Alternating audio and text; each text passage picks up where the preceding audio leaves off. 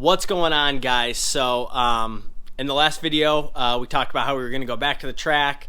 We had all intentions of doing that, had the trailer here and everything on Sunday, but in the last video the one pass that the car did make, it only went 130 miles an hour, and it just felt really down on power to me. So before we loaded the car on the trailer, I went out and just did a quick watt log on the road right out here where I do my data logging, and it was clear right away that the car is hurt. It's down on power a lot, so I could feel it driving the car, and then when we looked at the logs, it was real apparent that something's up with the fuel system. So I'm kind of going to walk you through what we found out up to this point and what we're going to do to address it. So I'll flip the camera around here. I'll show you guys a log, and I'll kind of walk through what the data says and where that's led us to this point.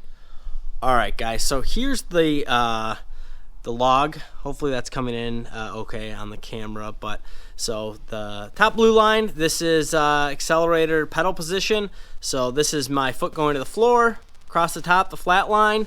This blue line is AFR. And then the short line that I have on here that kind of takes the weird dip, that is our short-term fuel trim. So this AFR line should kind of be straight across, right? And we're normally at 0.82 lambda up high. This gets converted back over, to E85 stoic, but you can kind of do the math if you want on your end. So basically, you can see the AFR is just climbing through the roof up high. It's at 1.22, which is just stupid. That's like, if you convert that over, that's in gas like 16 to 1. You're really targeting 12 to 1 or so.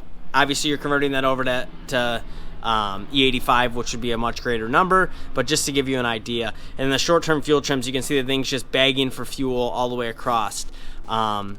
The crazy thing is it never knocked, and the other crazy thing is that this didn't blow the motor up. Normally when you see data like this, I made a pass at the track, a full pass with the power like this, and along with making a pass, I went and made a watt hit out here on the street. So that's what the data looks like, and that's what led us on this journey. So yeah, after looking at that data, it's very apparent that a fuel pump is either down, one of the two is down, or something with the fueling, either a clogged fuel filter. But then when I went to drain the fuel, I have one of the just the plugs that goes in the fitting by the fuel pump driver, so I can drain the tank when I switch between E85 and the fuel that I stored in. The pump was just barely spitting fuel. Very clear that it was down a pump, or maybe both. So I called Lai, who I bought that fuel kit from. He said send him the whole fuel head in. He's going to diagnose what's up with the pumps. So he said, it's probably a dirty fuel in there that clogged the pumps.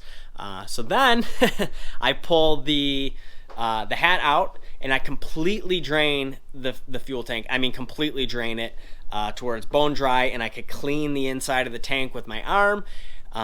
So while I was in there, I decided I'm going to pop out the side of the fuel tank that has a sending unit on these. If you ever looked at the fuel system, there's one side you can open up that has a fuel hat, and the other side has the sending unit. In between those two is, kind of like the transmission hump where the drive shaft would go. So there's a siphon tube that runs across to equalize the fuel tank, because a bunch of fuel sits in this side, and it needs a siphon tube to get over to the other side to equal it out.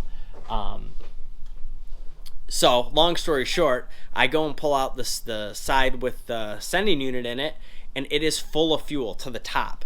I make a few calls. No one has seen this. So we either have one or two things going on with that situation. Either the siphon tube that runs across, the transfer tube, is kinked, but just taking an initial look at it, it does not look kinked. I'm actually going to drain that side of the fuel tank tomorrow. I ordered a fuel pump because I have no way to get that out right now safely, because I already sent the pump to Sai. So we're going to drain that and see what's up with that tube. It looks fine just looking at it from the one side, or the actual siphon pump. It actually works on the bottom of the fuel head. If you've ever looked at it, that's what pulls fuel from that side over. Was bad on my hat that I just sent in. But I have a feeling that the fuel that is in this side at the bottom has been in this car for 2 years, based on how it smells. I could be wrong. It could just be mixed with what's been sitting at the bottom, and then a little bit of E85 has been flowing in. But there's definitely some old fuel sitting in that side, which is super weird. So what I've done so far is I am sending in the pump, the full hat, like I said, to Cy. I'm pulling out the injectors. I'm going to do that right now. I'm going to send those into Injector Dynamics, just have them gone through completely. I'm putting a new fuel filter in it, and then once I drain this side of the tank tomorrow, I'm going to go in there and completely clean the tank the best I can, and then that's where we're going to be. So pretty interesting. I got crazy lucky. I just changed the oil just to be sure on the car, cut the oil filter apart, poured it into a coffee filter, no metal, zero. So hopefully the motor's okay. I should have known better. I knew it felt down on power. I should have got my foot out of it at the track. But when I looked at this data yesterday and sent it to Joe at VMP, I was, it's freaky to see how much we were hurting the car, basically driving it the way we were. So long story short, log every single pass. Kind of got lazy and didn't log that pass at the track. That's my fault, and it almost cost me a motor, I guess. So anyway, I'm going to throw the GoPro on. I got the car kind of pulled apart, have the intake off, the elbow, and I'm going to pull these injectors out right now, and I'm going to get those boxed up. We're going to send those over to Injector Dynamics, and then I'll have an update video on what Cy finds out with the pumps. And I'm going to try to let you guys know, because I've been asking on the forums and on Facebook. Only one other guy has seen this issue where he's got fuel stuck in this side, and his car does the same thing. It'll show half tank, but then it'll go right down to showing 2 gallons to empty, and then he'll run out of gas essentially. So he's racking his brain too. He's gone through it. His transfer tube looks fine. He's pulled his hat out. He said that the siphon pump looks good. So I have a feeling that this is happening to a lot of guys, and they don't know it. Because the only reason I pulled out that side with the sending unit, you would never take that out. I pulled it out just because I wanted to clean the tank thoroughly, and most people aren't doing that unless they're having a fuel issue like I was.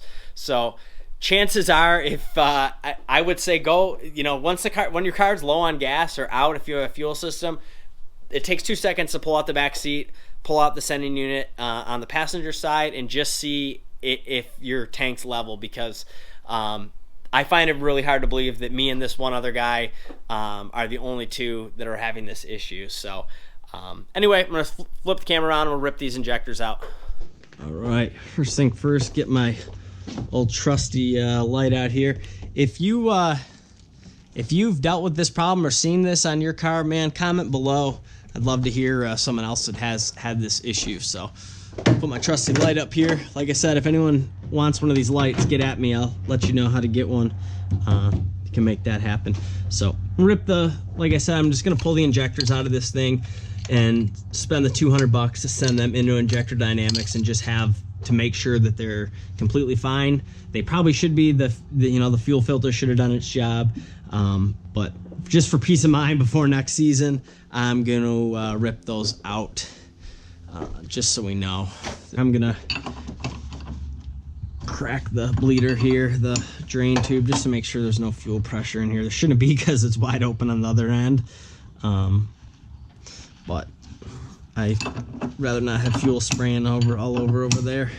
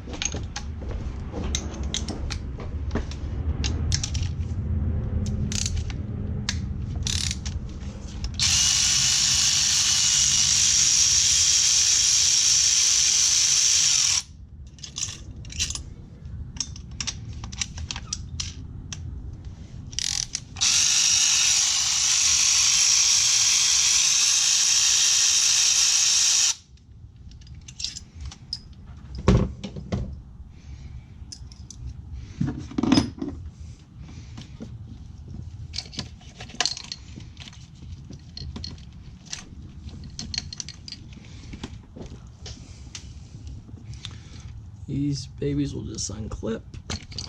Pop the injector out. Maybe a little bit of fuel in there.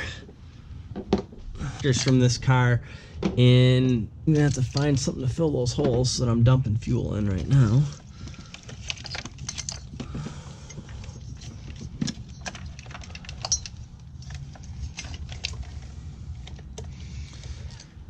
So these are just ID 1000s, which we basically have completely maxed out at this point.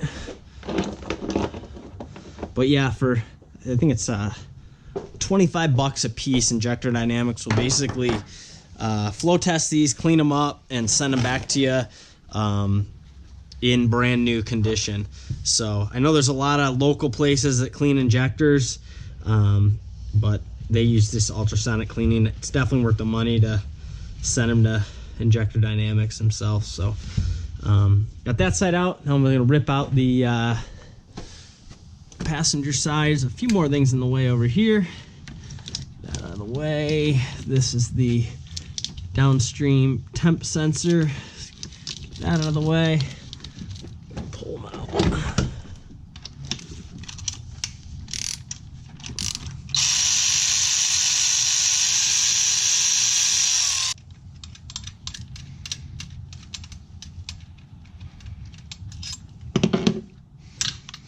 I also changed, like I said, I changed the oil yesterday. Only last thing I got to do is throw the battery tender on it for the year. And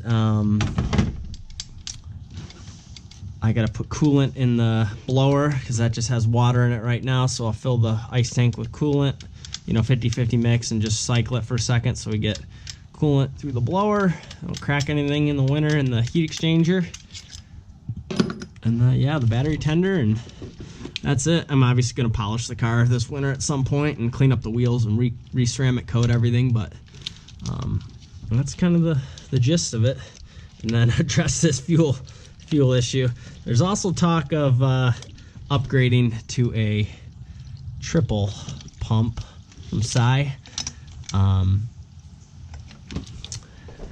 Haven't done that yet. Haven't pulled the trigger, but there's talk of this blower going away and a Gen 3R from VMP going on here. I kind of want to run a 9 with this blower first, so I haven't quite made the decision on that. But comment below if anyone wants a Roush TVS with low miles on it. I would sell just this blower for I don't know, 1,700 bucks or something, just the head unit.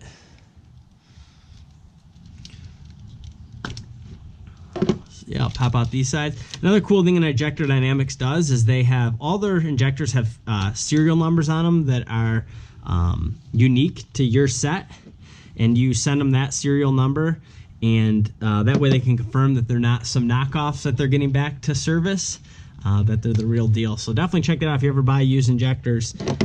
You can cross-reference that serial number to make sure that they're the real deal. Like I said, Injector Dynamics is has unique numbers on all of them.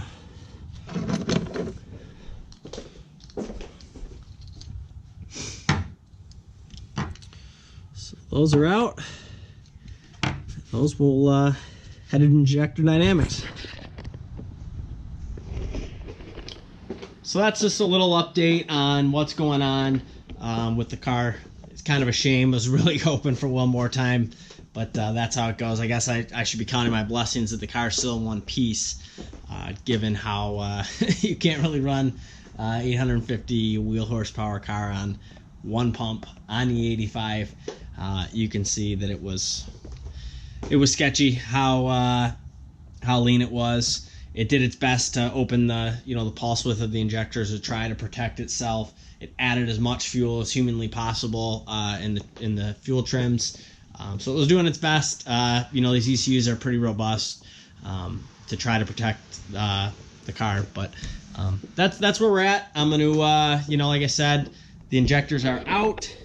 Those will get shipped tomorrow. I already shipped the pumps to Psy today. When we're going to make a decision if it's going to get a new fuel system, a triple, or if we're going to leave this blower on it and fuel system that's in it and try to run a 9, since that's been the ultimate goal on this little 2.3 liter. Not too many guys have done that, and it'd be cool to do it in a full weight car with bags. I'm talking stick shift car too, obviously. So that's just a little update. If you guys like this kind of content, please subscribe. I'll keep them coming, let you know what's going on with this.